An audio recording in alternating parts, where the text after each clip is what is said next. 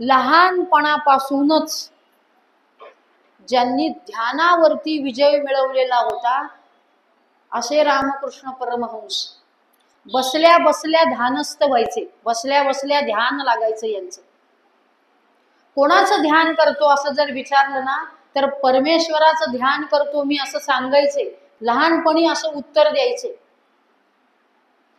या वडिलांना मोठी चिंता लागायची की या मुलाचं कसं व्हायचं, या वयामध्ये या मुलांना खेळावं, बागडावं, मस्ती करावी, अनेक मुलांमध्ये जाऊन आपली चातुर्य दाखवावं, शाळेमध्ये जावं, पण हा मुलगा हे काहीच करायचा नाही, ध्यानाला बसायचा.